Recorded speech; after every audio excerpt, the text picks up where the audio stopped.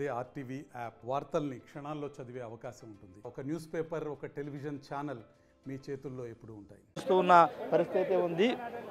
ఒకసారి MLA Chirri Balaraju, Polavaram MLA Chirri Balaraju వస్తున్నారు. ఒక్క నిమిషం సార్ చిర్రి బాలరాజు ఉన్నారు. సార్, ఎలా అనిపిస్తుంది? మీ శాసనసభ పక్ష నేత మీ పవన్ కళ్యాణ్ ఎన్నుకున్నారు.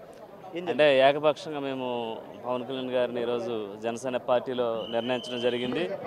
మీరందరూ కూడా 5 కోట్ల మంది ప్రజానీకానికి ప్రతి ఒక్కరు కూడా ఎన్డీఏ కూటమి ప్రభుత్వాన్ని ఏర్పాటు చేసినందుకు ప్రతి ఒక్కరు కూడా ధన్యవాదాలు తెలియజేసి సెలవు తీసుకున్నాం. మంత్రి పదవుల గురించి ఏమైనా డిస్కషన్ జరిగింది? నో. అంటే కాక సార్, మీ పోలవరం నుంచి కూడా మంత్రి పదవి ఒక ఎస్టీ సమాజ వర్గాన్ని ఇవ్వాలని ఒక చర్చ జరుగుతుంది, ఏమన్నా మీ దృష్టికి వచ్చింది?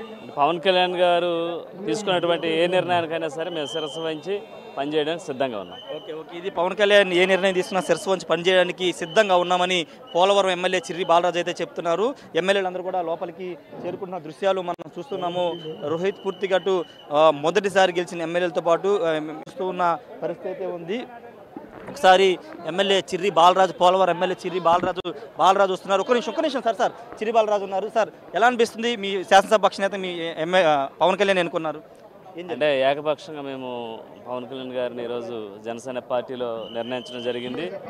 మీరందరూ కూడా 5 కోట్ల మంది ప్రజానీకానికి ప్రతి ఒక్కరు కూడా ఎన్డీఏ కూటమి ప్రభుత్వాన్ని ఏర్పాటు చేసినందుకు ప్రతి ఒక్కరు కూడా ధన్యవాదాలు తెలియజేసి సెలవు తీసుకున్నాం. మంత్రి పదవుల గురించి ఏమైనా డిస్కషన్ జరిగింది? నో. ఓకే, అంటే కాక సార్, మీ పోలవరం నుంచి కూడా మంత్రి పదవి ఒక ఎస్టీ సమాజ వర్గాన్ని ఇవ్వాలని ఒక చర్చ జరుగుతుంది, ఏమన్నా మీ దృష్టికి వచ్చింది?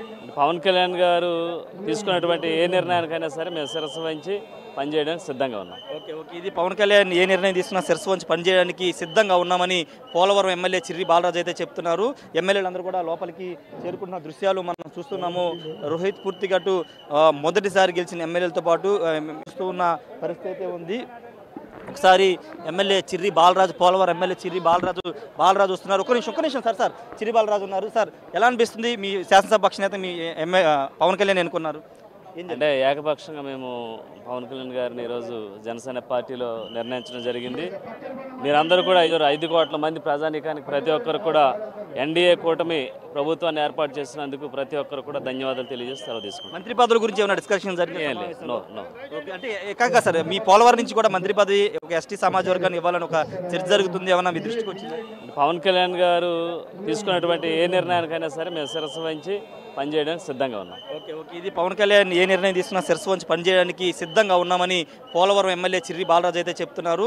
ఎమ్మెల్యేలందరూ కూడా లోపలికి చేరుకుంటున్న దృశ్యాలు మనం చూస్తున్నాము. రోహిత్ పూర్తిగట్టు మొదటిసారి గెలిచిన ఎమ్మెల్యేలతో పాటు మరిన్ని వీడియోస్ కోసం ఛానల్ ని సబ్స్క్రైబ్ చేయండి. లేటెస్ట్ అప్డేట్స్ కోసం వాట్సాప్ ఛానల్ ని ఫాలో చేయండి. అండ్ లింక్ డిస్క్రిప్షన్ లో ఉంది.